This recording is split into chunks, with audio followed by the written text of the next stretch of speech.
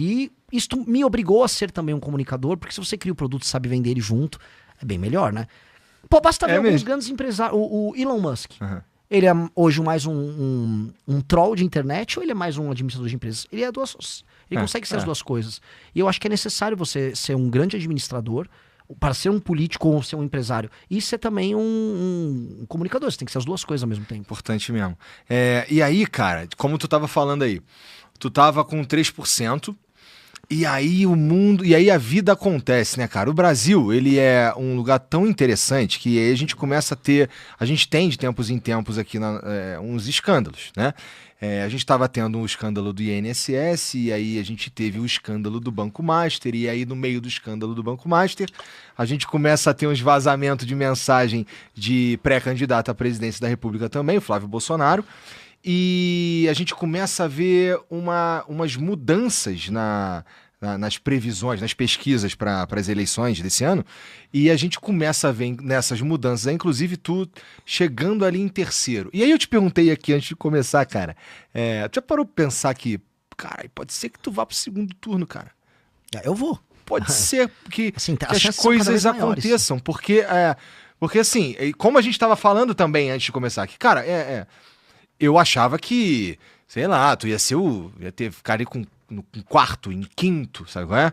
Não ia ter, nem passa perto de ir para um segundo turno. As coisas estão esquisitas no bom sentido para você, né? No mau sentido pro Flávio, por exemplo, que vem... Não é que o Lula, com o derretimento, com a perda de votos ou com a perda de intenção do Flávio, o Lula ganhe, mas ele ainda perde, né? E é bom para tu, por exemplo. Sim, eu vou dar um exemplo de algo que eu estava comentando com um jornalista. Ele falou assim, mas como pode? Né, vocês realmente têm... A estrutura de vocês é mínima. Um jornalista que eu tava agora na Bahia, ele falou, aquele carro de vocês, eu falei assim, aqueles 2 carros, não é um carro só, é 2 carros, não estamos tão pobres assim. Aqueles 2 carros são nossos. Mas você tá rodando de carro mesmo? Sim. Mas você veio pra cá como? De carro. Porque era, sei lá, de Salvador, já eram uns 500 km de Salvador. Mas você veio de Salvador de carro? Eu vim de Salvador de carro. Tá. Aí ele falou, mas como é que você pretende ganhar deles? Eu, de carro. Aí eu falei, deixa eu explicar uma coisa. Você acha que ele fez, os meus concorrentes, o Flávio, ele fez um grande investimento em estar no PL, ele tem um nome Bolsonaro e tal, mas pensa o investimento que eu fiz, é um investimento que você não vê. Eu não estou no Banco Master. O quanto isto vale em termos de investimento político? O quanto vale em termos de investimento político eu não estar no escândalo do INSS? O quanto vale em termos de investimento político eu não ter me associado a vagabundo, eu não estar andando com um cara, sei lá, de milícia aqui, de comando vermelho ali, de não pegar grana com vagabundo?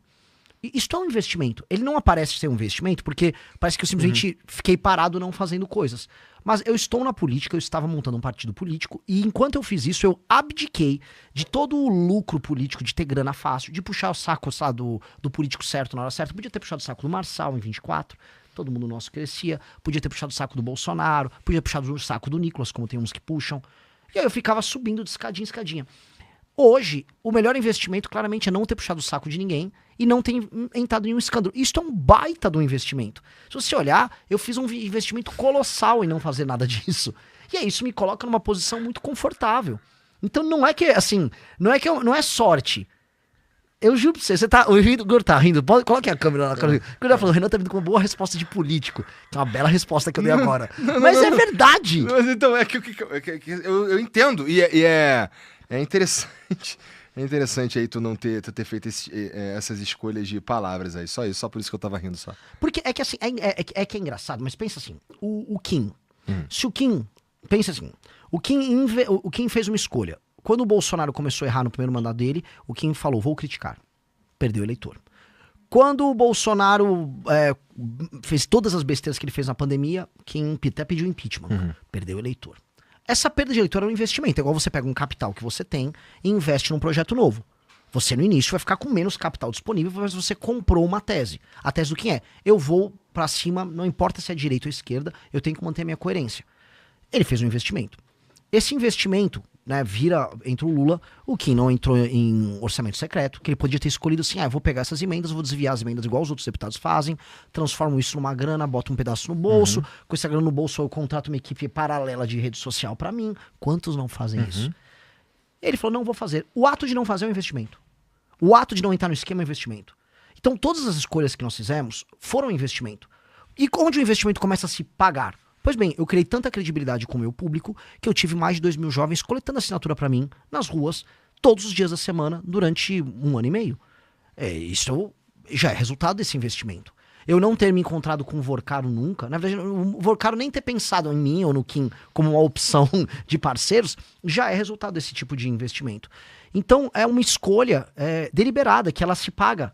E aí ela me coloca num momento em que você tem 2 projetos completamente corrompidos, que é o do petismo e do bolsonarismo concorrendo, eu chego lá não como um azarão, mas como alguém que fez as escolhas certas nos últimos anos. Então não é azarão. Pô, eu investi em não ter relação com o Vorcaro. Eu investi muito em não ser um cara que o Joesley Batista queira comprar. Isso foi um investimento de sabe, ter um espírito muito blindado em falar, eu continuarei sendo um cara de classe média. Estruturalmente de classe média. Eu não vou mudar os meus hábitos de consumo. Tipo, o Renan, você tá agora com uma roupa, não tô com blazer. Sim, eu comprei na Zara, sabe? Não custa, deve custar uns R$400 isso aqui. Eu continuo sendo essencialmente um cara de classe média. E quando você não muda essa estrutura e fala, minhas ambições são ambições históricas, eu quero que o meu nome seja estudado na história. Mas minhas ambições comezinhas do dia a dia, se eu quero comer um bife, quero, sabe, sei lá, tá com o celular do momento só pra ele funcionar bem, quero comprar uma guitarra legal. São ambições de classe média. Quando você mantém um espírito assim, é difícil você virar um merda. E aí isso se paga nessa disputa. Nessa disputa eu tô numa posição muito privilegiada.